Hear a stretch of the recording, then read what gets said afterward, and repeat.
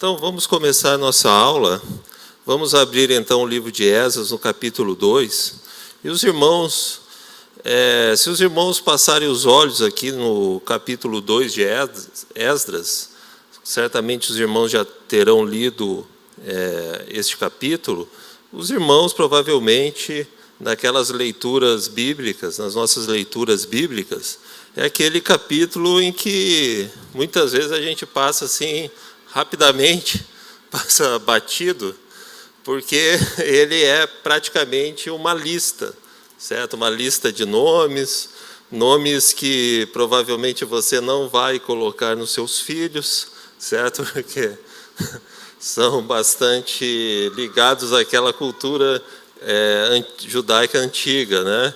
E pode ter alguém, né, que queira retomar um desses nomes aqui, mas é difícil. Pessoal, irmãos, então assim, então essa é a oportunidade que a gente tem, que Deus nos concede, de parar um pouco nesse capítulo, não seguir tão rápido por ele, observar um pouco melhor essas listas, tirar lições dessas listas, o que ela tem, o que essas listas têm a nos ensinar, o que Deus está nos falando, por que Esdras, então, escreve essas listas.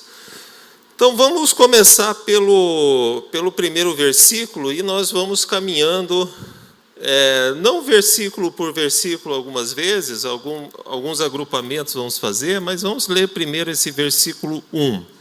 Então, vou ler, os irmãos acompanhem.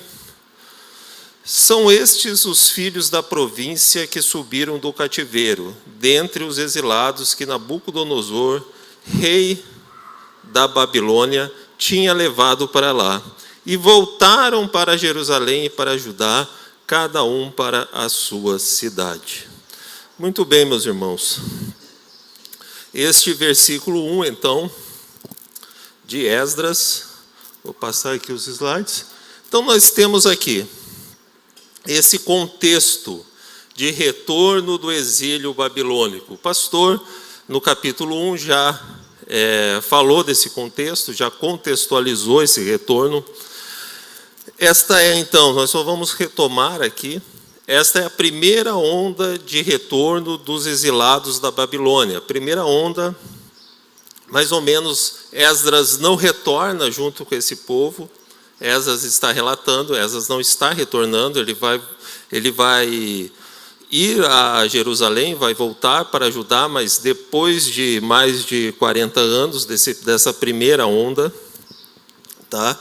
E o objetivo desse povo, que depois a gente vai ver, são mais de 42 mil pessoas que estão retornando para Judá, para Jerusalém. O objetivo é restaurar o templo e a adoração a Deus. Esse é o objetivo principal, tá? Restaurar o templo e restaurar a adoração a Deus. Como os irmãos bem sabem, a adoração dos judeus antigos, dos nossos irmãos do passado, era centrada no templo, tá? Hoje é diferente, os irmãos bem sabem, hoje nós temos livre acesso ao Pai, não precisamos de um lugar específico para adoração, mas naquela época Deus determinou que os sacrifícios seriam ministrados no templo. E não havia mais esse templo. Esse templo tinha sido destruído pelos babilônicos. Jerusalém tinha sido queimada. Provavelmente as cidades de Judá teriam sido destruídas. Então nós temos aqui um cenário de ruínas em Judá e Jerusalém, ruínas que havia 70 anos que estavam lá. Então, imagina ruínas paradas lá por 70 anos, uma desolação, e então esse povo está retornando a este espaço. Então, Esdras escreve essas listas na Babilônia, tá? Com os nomes daqueles homens que voltavam do exílio. Os irmãos podem imaginar, então, fazer um exercício de imaginação, Esdras, então, colocando no papel uma caravana. A caravana, imagine assim, a caravana passando e você ali anotando quem estava ali passando naquela caravana. Obviamente que isso já estava preparado, mas vamos imaginar assim. Então, quem eram os primeiros, quem estava na frente dessa caravana, quem estava em segundo lugar, estava passando, em terceiro, em quarto, e assim sucessivamente. Nós vamos ver que esta caravana é uma caravana bem organizada, certo? Eles não saíram de lá assim, enlouquecidos, né? Vamos sair todo mundo correndo assim de uma hora para outra. Não, eles saem ordeiramente, de forma que cada um tem a sua posição nesta caravana de retorno. Então, meus irmãos, quais são os motivos que fazem eles saírem da Babilônia? Então, a Babilônia não era mais governada por Nabucodonosor, nem mais por o reino da Babilônia tinha caído. Ela já estava sob o domínio persa, então a Babilônia não era mais o reino principal do mundo daquela época. Agora os persas haviam dominado. E, como está ali nos slides, Deus toca o coração do rei persa Ciro, certo? Que já estava profetizado, né? Jeremias já havia profetizado isso que iria acontecer, que permitiu o retorno. Isaías também já havia profetizado, colocando até mesmo o nome de Ciro na sua profecia. Esse rei permite o retorno do povo judeu para Jerusalém e para o território de Judá, com esse objetivo de reconstruir o templo. Mas não basta Deus tocar no coração do governante para que ele permitisse que o povo voltasse. O povo já estava na Babilônia há 70 anos, já estava estabelecido na Babilônia. Então, era preciso tocar o coração daquele povo para que aquele povo quisesse voltar para Jerusalém, uma terra arrasada, uma terra destruída, uma terra que eles teriam que reconstruir, ou seja, teriam muito trabalho pela frente, tá? Então, Deus toca no coração daquele povo, assim muitos voltam a Jerusalém nessa primeira onda. São mais de 42 mil para reconstruir o templo, e não só reconstruir o templo, para viver sobre a lei de Deus. Então, meus irmãos, nós estamos diante aqui de um episódio que a Bíblia nos relata de um avivamento espiritual. Eles não iam voltar simplesmente para aquela terra destruída se Deus não tivesse tocado no coração daquele povo, se não tivesse avivado seus espíritos. Então, meus irmãos, reconstruir o templo significa que aquele povo estava arrependido. Eles queriam reconstruir o templo. Havia um arrependimento nos seus corações de tudo que eles tinham vivido nesses últimos 70 anos, ou até mesmo antes de ir para o exílio. Eles queriam restituir o culto a Deus por conta desse arrependimento. Eles queriam o perdão dos seus pecados, que a única forma de alcançar esse perdão naquela época eram os sacrifícios. Eles precisavam daquele sacrifício. E esta restituição também, restituir o templo, restituir os sacrifícios, apontavam para a vinda de Jesus. Apontavam para o sacrifício vindouro de Cristo na cruz. Então, meus irmãos, nós percebemos então que, ao ver aqui esse capítulo de Esdras, que nós temos um avivamento espiritual, mas temos também um avivamento, uma restauração da própria vida social dos judeus daquela época. Ou seja, eles estavam vivendo sob um domínio estrangeiro, estavam vivendo no exílio, ou seja, diretamente influenciados pela cultura babilônica, certo? Eles eram um povo minoritário dentro daquela cultura. E aquela cultura deve ter exercido bastante influência entre a vida dos judeus e, digamos assim, desorganizado a sua vida social. A sua vida social estava desorganizada. Então, essa volta a Jerusalém representa também uma restauração dessa vida social, tá? E também do território de Judá. E por que isso precisava ser restaurado? Porque, como havia sido profetizado, Cristo nasceria no território de Judá. Cristo não nasceria na Babilônia, certo? As profecias apontavam que o Messias nasceria em Judá. E se a sociedade judaica estava na Babilônia? Essa profecia não iria se cumprir. Ou seja, o povo voltou para Judá, restabeleceu sua vida social lá. E também Cristo precisava, como havia sido profetizado, nascer da linhagem do rei Davi. Tá? Imagina, meus irmãos, se esse povo continuasse em Judá por mais 400, 500 anos, essas linhagens elas se perderiam se a vida social não estivesse bem organizada. Certo? Essas linhagens se perderiam. Então, para manter essas linhagens, era preciso que a vida social judaica estivesse, digamos assim, presente. Ela não poderia estar desorganizada. Não sei se os irmãos estão compreendendo essa linha de raciocínio. Então, vejamos.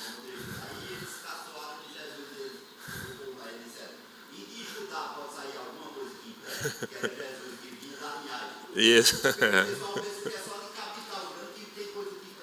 Sim, foi do... Muito bem. Sim. Certo. Isso. Então, meus irmãos, se a gente for observar o versículo 1 de Esdras, temos essas informações. Olha, os filhos da província,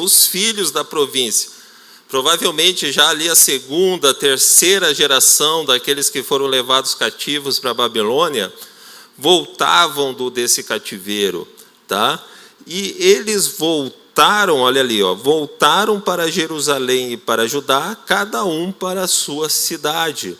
Ou seja, voltaram cada um para o seu lugar, cada um para restabelecer a sociedade judaica, cada um para a sua cidade. Eles não vieram assim, desorganizado, uma turba, uma multidão voltando e chegando em Judá. Vamos para onde? Vamos assim, agora eu quero essa terra aqui, eu vou matar meu irmão aqui para pegar essa terra melhor. Não, eles voltaram de forma organizada, cada um para a sua cidade. E nessas listas aqui, meus irmãos, nós vamos perceber, então ali eu coloquei a restauração dos papéis sociais. Então nessa lista nós vamos ter vários papéis sociais sendo listados, tá? Então nós temos um governante, tá? Nós temos um sumo sacerdote listado. Nós temos a restauração das tribos, os principais das tribos são listados. São listados os patriarcas, ou seja, os cabeças de família. Então são listados aqui os patriarcas, os cabeças de famílias. São listados moradores de cidades, ou seja, pessoas, homens que iriam para determinada cidade. São listados sacerdotes, que fariam então o trabalho no templo ali, os sacrifícios. São listados os levitas, que auxiliariam os sacerdotes. São listados servos do templo, tá? Aqueles que provavelmente ali não está especificado, mas que estão abaixo dos levitas do trabalho do templo, ou seja, provavelmente vão ser a guarda, vão limpar o templo, ou seja, vão fazer os serviços mais pesados ali, que não tem uma ligação direta ali com os sacrifícios.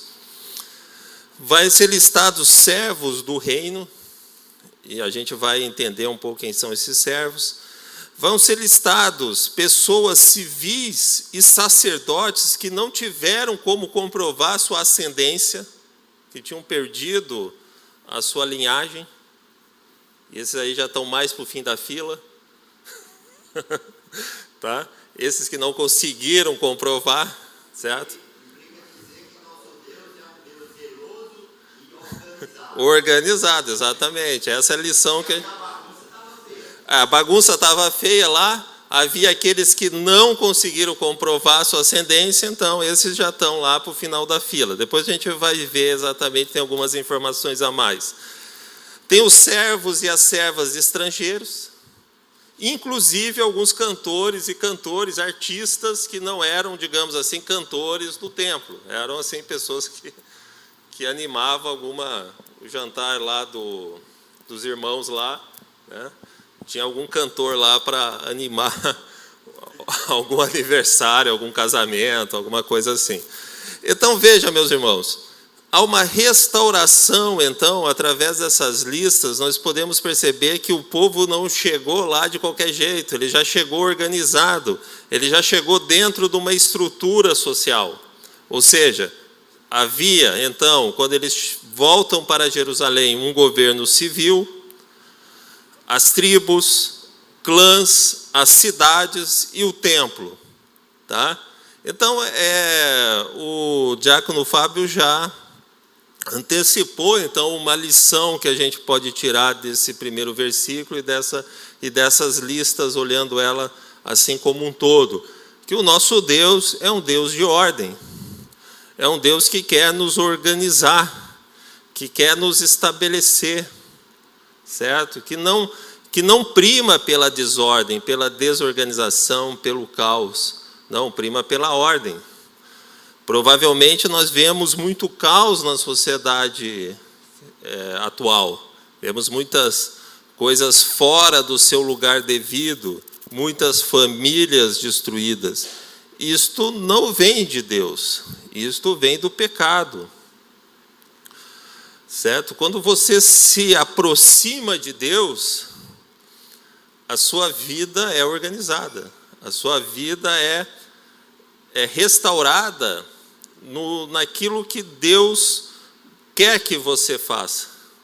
Se Deus não estivesse no controle do mundo, não fosse um Deus soberano, e se fosse deixado aos homens pecadores o controle de tudo, nós estaríamos muito mal, né? Nós estaríamos...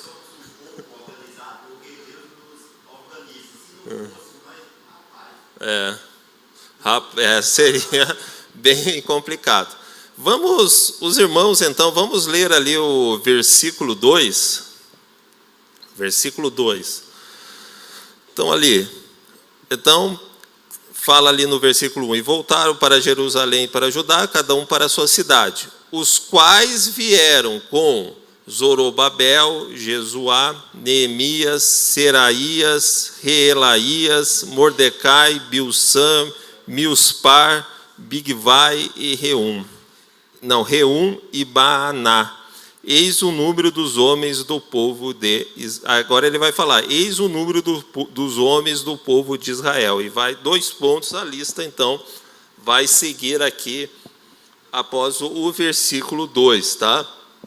Então, meus irmãos, por que Neemias então destaca estes 11 homens? Aqui tem 11 homens destacados, seria assim o batalhão da frente, tá? Esses 11 homens. Quem era? Então, os irmãos podem... Para aí. Tem que voltar. Para aí, aqui.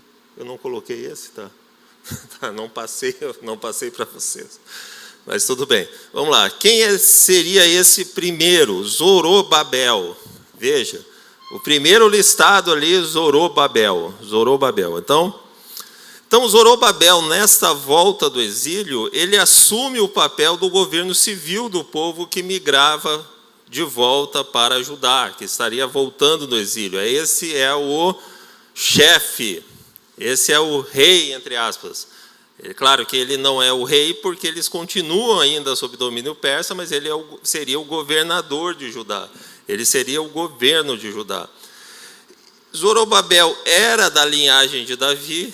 Veja então que a linhagem de Davi, embora os 70 anos de cativeiro, continuou sendo preservada, continuou sendo cuidada, senão não saberia mais quem era Zorobabel, ou seja, ele era da linhagem de Davi, e Zorobabel era um ascendente de Jesus Cristo.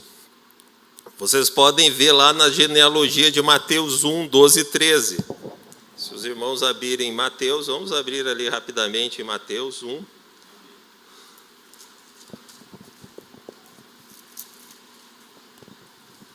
Então ali, ó, Mateus 1, versículos 12 e... Eu vou abrir no... Aqui. Mateus 1, versículo 12 e 13, diz assim...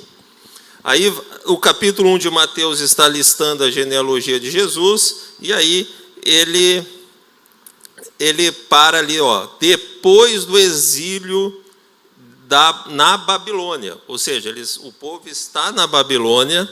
Jeconias gerou a Salatiel, e Salatiel a Zorobabel, ou seja, Zorobabel era a segunda geração da linhagem de Davi que estava na Babilônia. Zorobabel gerou a Abiúde a Eliaquim a Azor, ou seja, vai continuando a linhagem até o nascimento de Jesus Cristo, tá? Então, veja que essa linhagem, ela permaneceu, certo? Embora o povo estivesse no exílio, ele não estava completamente desorganizado. As suas tradições societárias, as suas tradições da sociedade judaica, antigas, elas não foram totalmente apagadas, anuladas. Havia ainda. Deus fez com que algumas linhagens permanecessem. E a linhagem, então, de Zorobabel permaneceu sendo contada. Assim como também Jesua, o sumo sacerdote, tá? Então, nós temos ali um governante civil, e o segundo nome da lista é o sumo sacerdote, que também está presente na Bíblia com o nome de Josué. Tá? Esse sumo sacerdote, os irmãos podem ver, não vamos ler agora Zacarias 3, o capítulo 3 ali, há uma visão de Zacarias falando desse sumo sacerdote Josué, que é este que...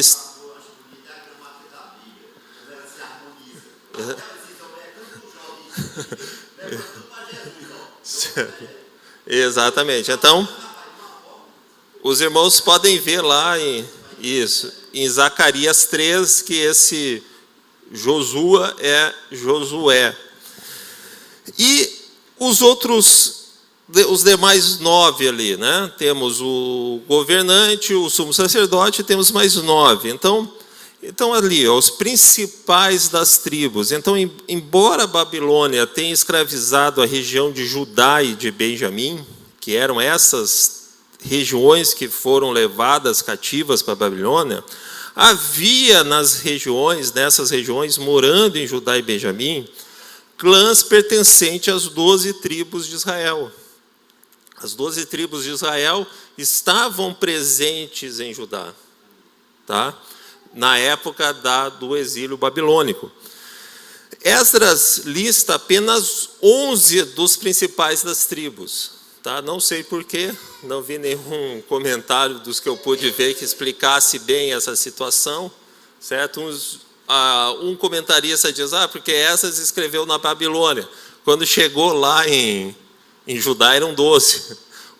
Acharam lá e colocaram na frente, mas eu não sei, não sabe. Mas, porém, Neemias, que faz uma lista similar no capítulo 7, similar a esta de Esdras, ele lista o nome de Naamane, que seria também um líder de tribo. Tá? Então, Neemias tem os 12, aqui Esdras tem 11, não sei explicar bem porquê. Bem, meus irmãos, agora vamos ler aqui, do verso 3 a 20, o nome dos principais dos homens do povo de Israel. E aqui nós temos clãs, tá? Do versículo 3 a 20 nós temos clãs. O que é um clã? Hoje a nossa sociedade ela não se organiza por clãs, tá? Nós organizamos. Clã seria uma comunidade. Nós vamos ver assim, o similar disso seria a própria igreja, tá? Seria uma comunidade maior que você pertenceria, um clã. Aí tem que explicar um pouco. Hoje nós Oi.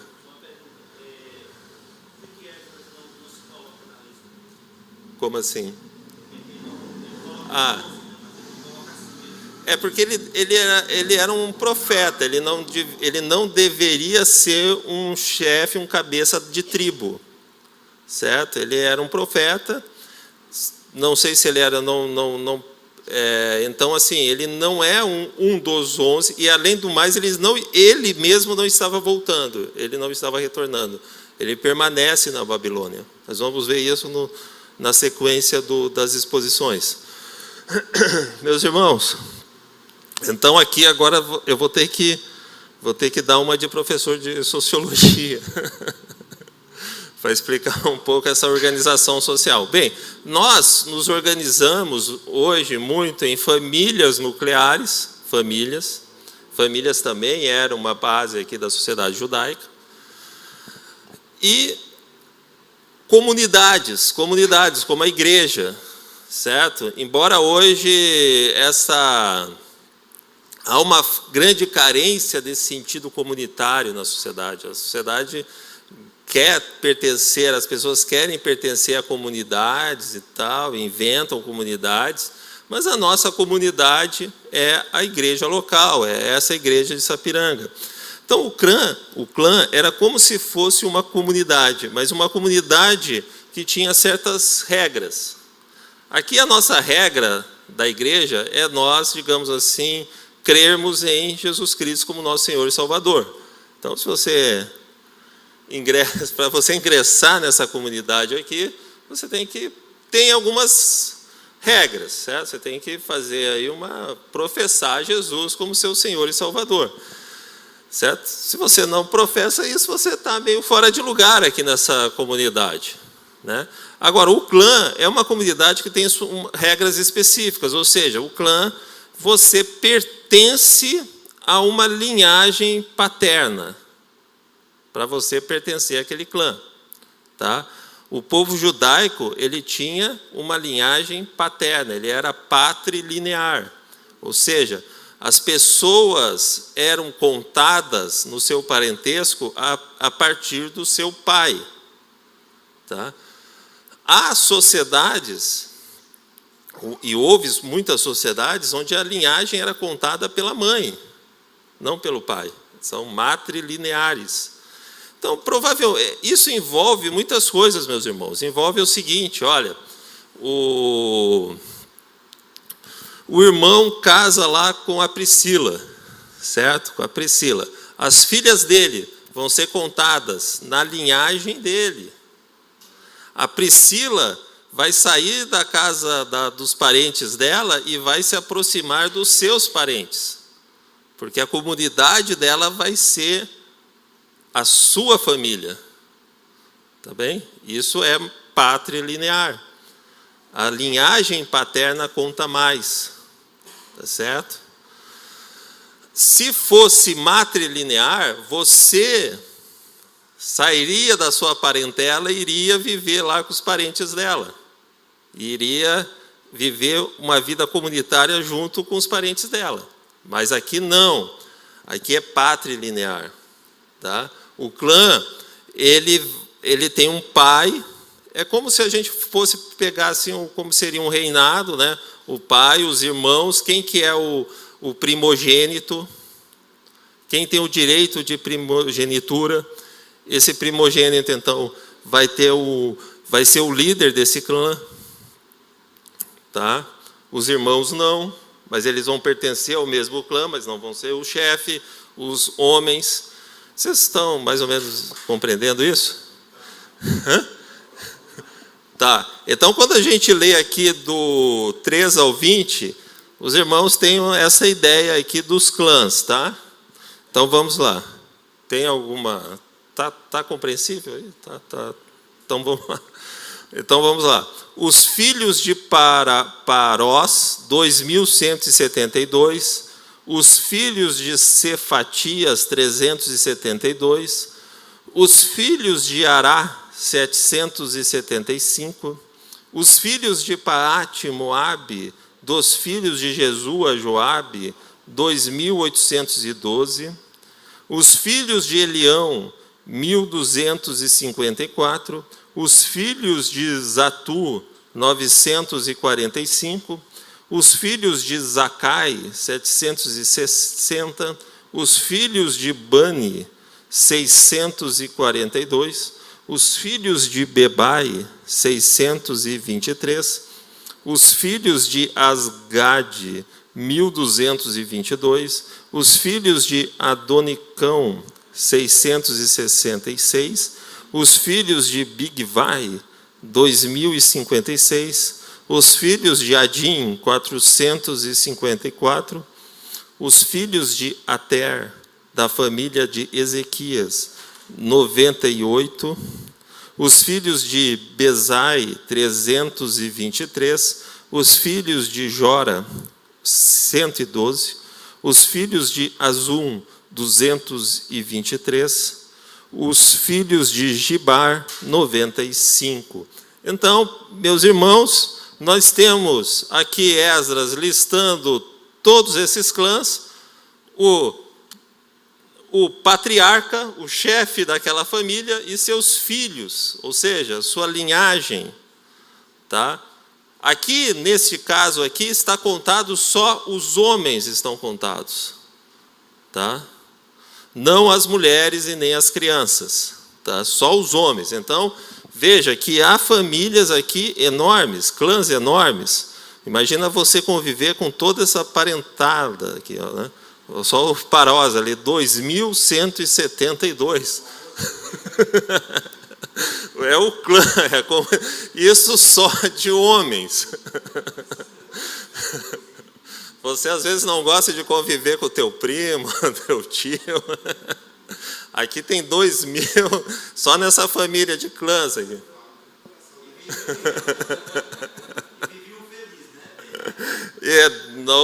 Não sei, alguma briguinha devia ter, mas eram 2.000 homens passando ali com o tal de Parós.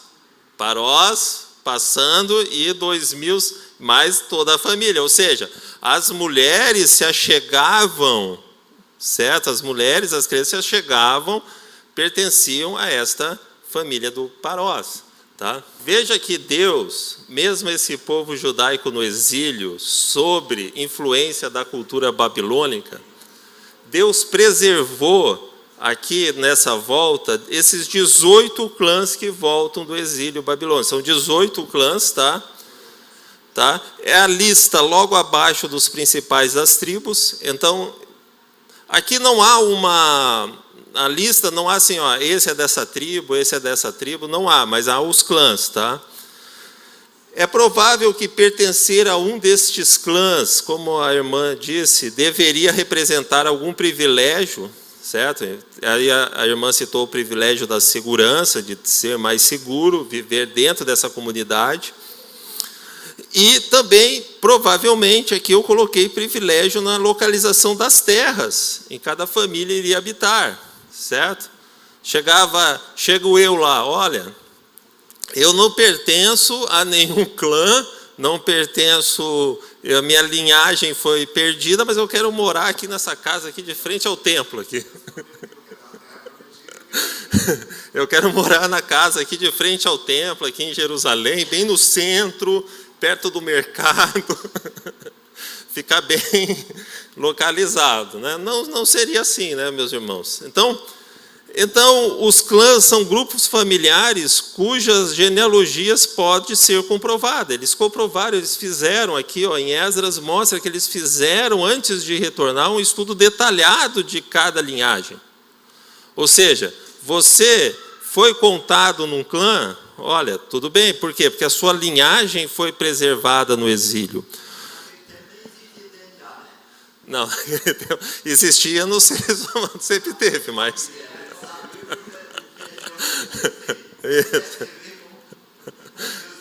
Exato. Então, assim, tinha que registrar, tinha que fazer o registro. O clã era encabeçado, então, por um patriarca, já que a linhagem era contada a partir da filiação paterna, ou patrilinear, como eu já tentei explicar aqui para os irmãos, tá? Vamos passar aqui, ó. Ah, não, aqui, ó. Eu não passei esse slide aqui, eu estou atrasado. Vamos lá. Então, aqui, ó, cidades. Agora é o seguinte, olha, do versículo 21 a 35, aqui não são, os comentaristas aqui dizem que o que está listado do versículo 21 a 35 não são clãs, são cidades, tá? Então, nós temos ali, ó, a primeira cidade, porque... aí eu fiquei me perguntando, né, os filhos de Belém, por que será Belém foi a primeira, né? Tem alguma explicação para Belém? Belém ser a primeira? Então, aqui, os filhos de Belém, 123, os homens de Netofá, 56, os homens de Anatode, 128, os filhos de Azamavete, 42, os filhos de Kiriate Arim, Sefira e Beerote, 743, os filhos de Ramá e de Geba, 621, os homens de Micmas, 122, os homens de Betel e Ai, 223, os filhos de Nebo, 52, os filhos de Magbis, 156, os filhos do outro Elião, 1254, os filhos de Arim, 320, os filhos de Lode, Adide e Ono, 725, os filhos de Jericó, 345, os filhos de Senaá, 3.630. Então, Esdras agora está listando numa terceira seção homens que seriam designados para cidades específicas, que seriam de alguma forma naturais daquelas cidades. Então, meus irmãos, eu não encontrei ninguém que explicasse nessa semana que eu tive, talvez haja alguém que tenha explicado isso, mas eu não encontrei na minha pesquisa ali para preparar a aula. Por que esses aqui não são listados junto aos clãs? Esses homens não são contados junto aos clãs, mas são contados em cidades. Tá? Não são os mesmos, são diferentes, é uma contagem, são números que se somam. Mas por quê? Por que eles estão nessa terceira seção? Bem, eu não sei exatamente por quê, mas aqui vamos tentar entender. A terceira seção da lista de Esdras é preenchida por homens designados para cidades específicas. São citadas 21 cidades. Bem, eu coloquei aqui, ó, isso aqui seria uma hipótese que precisaria ser melhor avaliada, tá? Certamente, estes homens não conseguiram ser arrolados na filiação a alguns clãs citados, sendo apenas comprovada a sua naturalidade ancestral, ou seja, seu pertencimento familiar a alguma cidade. Ou seja, o Vitor, na hora de sair lá, ele está com o coração assim, querendo voltar para ajudar, está com o coração que Deus o avivou para voltar, e ele vai nos registros familiares, procura lá, olha, você aqui não está em nenhum clã, certo? Quem que é seu pai? Ah, meu pai, não sei direito, minha mãe aqui, ó, não sei de outro povo, mas meu pai é judeu. Ah, mas quem que é teu pai? Ah, não sabemos direito, mas minha mãe disse que meu pai era da cidade de Netofá. Ah, Netofá. Então você vai aqui com os nomes da cidade de Netofá. Olha, eu estou contando essa história, não sei se foi exatamente assim. Tá? Tá, meus irmãos, não tomem isso por verdade absoluta. Estou tentando interpretar o que a Escritura está nos apresentando. Ou seja, vai lá para Netofá, então. Você não comprovou a sua linhagem, mas sabe qual é a sua cidade. Deve ter algumas outras provas aí que você tem que dar sobre essa sua naturalidade. Então, como se trata da restauração das relações sociais do povo judeu, certamente 70 anos de cativeiro babilônico, pelo contato com uma cultura pagã dominante, fez com que certas ascendências fossem perdidas e desfeitas os vínculos a um determinado patriarca. Olha, eu estou 70 anos vivendo numa terra distante, dentro de uma cultura babilônica, certo? E perdi minha ascendência. Não sei mais a minha ascendência. Quantos filhos aí nós temos na nossa sociedade que não sabem quem é o pai? Ou não conhecem quem é o pai? Ou se perdeu quem é o pai? Essa hipótese, se encontra assim, ó, nós não vamos ver aqui, porque vai ser uma lição futura, mas em Esdras 9, no capítulo 9, Esdras vai mencionar o problema dos casamentos mistos. Tá? Então, que desarticulava o tecido social, ou seja, que esse tecido social seria assim, como é que essa sociedade ela é tramada? Como é que ela é formada? Família, comunidade, estado, cidade, nação, essa sociedade é tramada assim.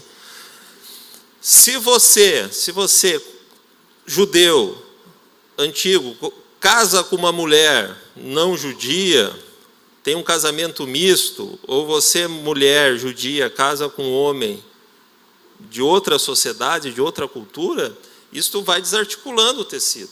Isso vai desarticulando a sociedade. Tá? E Esdras menciona isso no seu capítulo 9, como um problema. Ele diz, olha, eu estou vendo aqui sacerdotes, patriarcas, líderes, casando com mulheres gentias. Ele vai falar isso, nós vamos ver no capítulo 9, certo? Meus irmãos, para terminar essa nossa primeira aula aqui, tá? Vamos ter uma sequência no capítulo 2, eu vou só aqui mostrar para vocês 2 mapas. Ah, não, está ali ainda. Ali.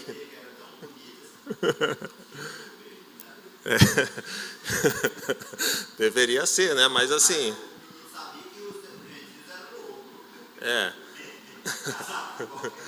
Ali tem um mapa, olha, o mapa do retorno para Jerusalém, para Judá ali. Essa primeira onda está em verde, o caminho que foi feito até Jerusalém, tá?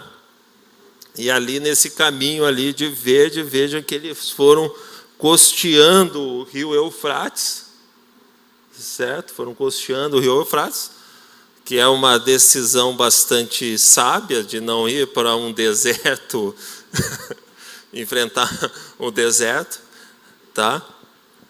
E depois eles foram costeando ali o mar Mediterrâneo, certo? Que deveria ser mais um clima mais agradável também ali para o seu retorno, tá?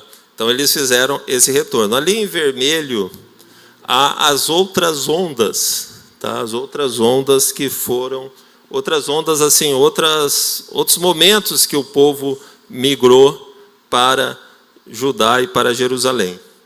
O outro mapa não está muito visível, mas aí é da região, nessa época, da região de Judá ali as cidades que foram reconstruídas, tá? As cidades que foram ocupadas. Então, irmãos, a gente precisamos então, a primeira aplicação dessa primeira parte do capítulo é isso que a gente já comentou, né? Essa organização. Eles não saíram da Babilônia a Deus dará, todo mundo correndo.